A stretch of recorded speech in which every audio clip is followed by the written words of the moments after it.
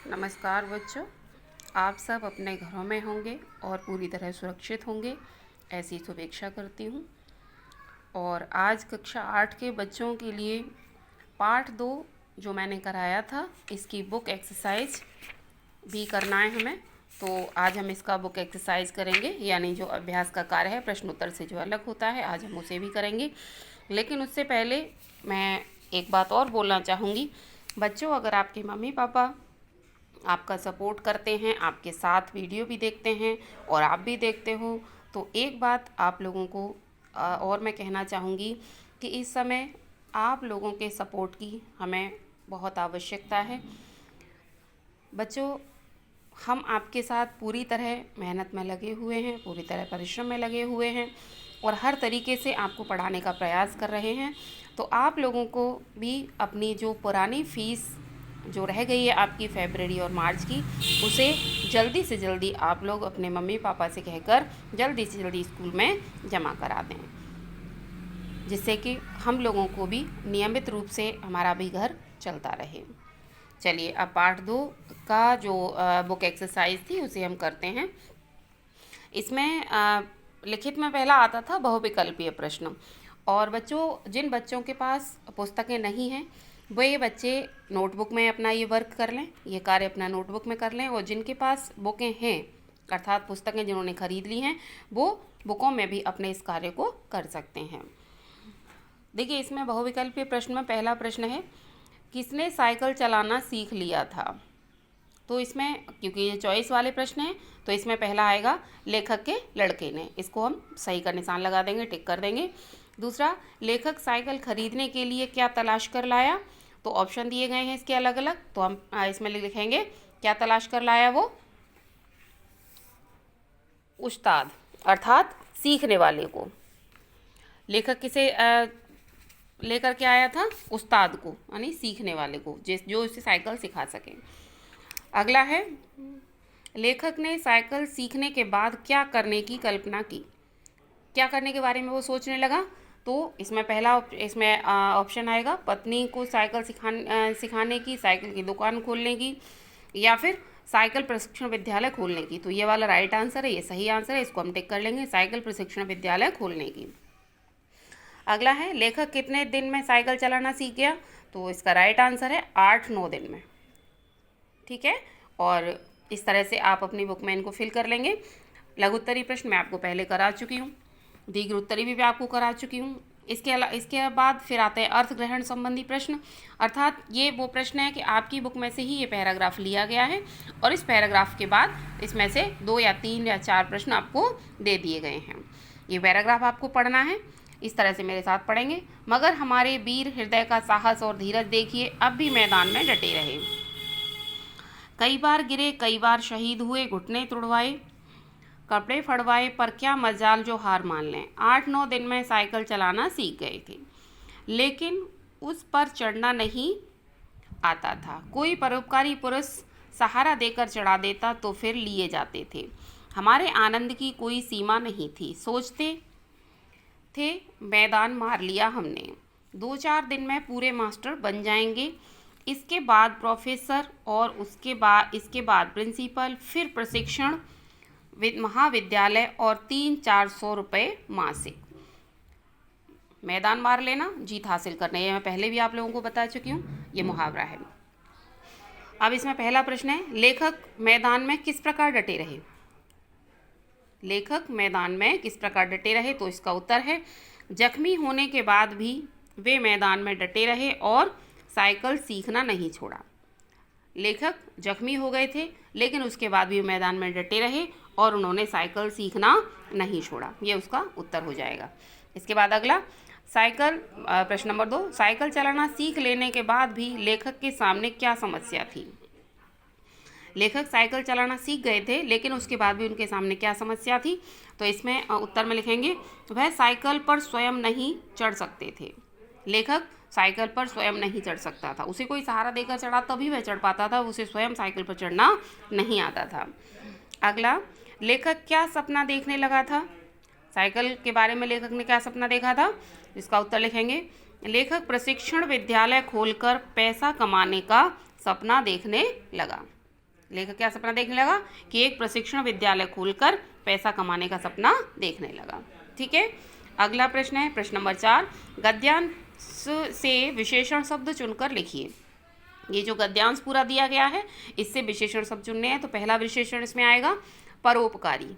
कौन सा है? ये रहा, परोपकारी। और दूसरा क्या है? वीर। वीर योद्धा की तरह डटे रहे, तो ये इसमें क्या आएगा? वीर। ठीक है, ये हमारे 2 इसमें विशेषण शब्द हैं। इसके बाद अगला प्रश्न, अगला है बातें भाषा की, अर्थात व्याकरण पार्ट आ जाता है यहाँ से आपका। इसमें पहला प्रश्न है निम्नलिखित शब्दों के विलोम शब्द लिखिए। ये विलोम शब्द हैं। पहला है इसमें कठिन। कठिन का होता है आसान। उस्ताद का चेला। विश्वास, अविश्वास। दयावान, निष्ठुर। साधारण, असाधारण। शुभ, अशुभ। युद्ध, शांति। उपकार, अपकार।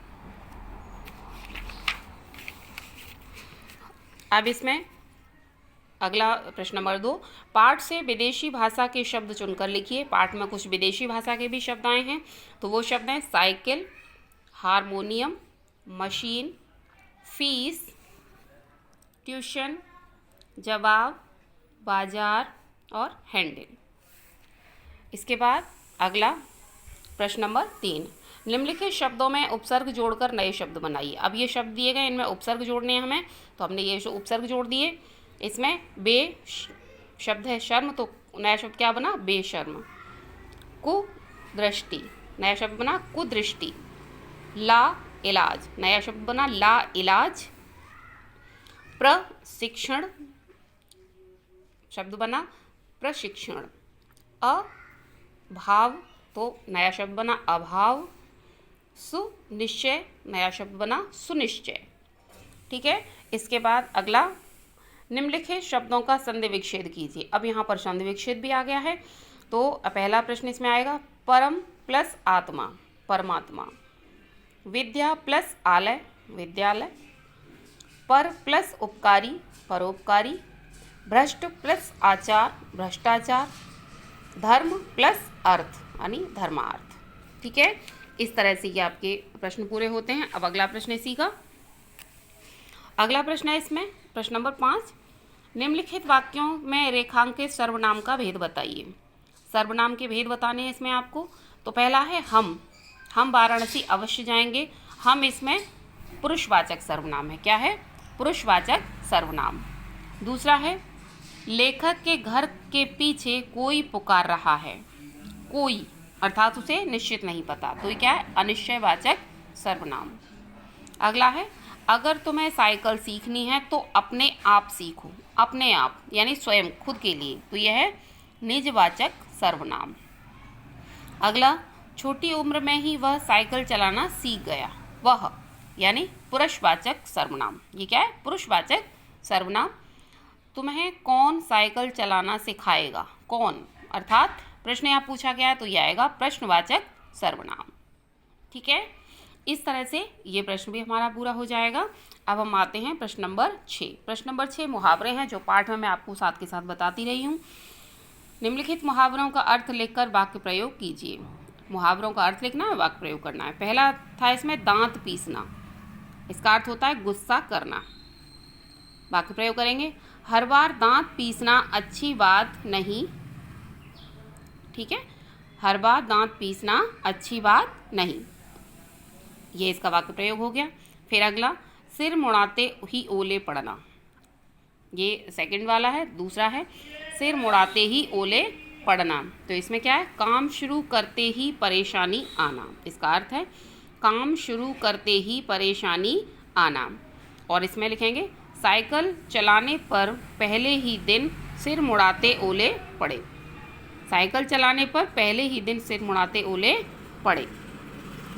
इसके बाद अगला है हाथ पैर फूलना, हाथ पैर फूल जाना, डर जाना। शेर को देखते ही मेरे हाथ पैर फूल गए, ये इसका वाक्य प्रयोग हो गया। शेर को देखते ही मेरे हाथ पैर फूल गए। फिर अगला कमर कसना यानी तैयार होना, इसके लिए लिखेंगे हम मैंने हर समस्या के लिए कमर कस ली है, ये वाक्य प्रयोग है इसका, मैंने हर समस्या के लिए कमर कस ली है।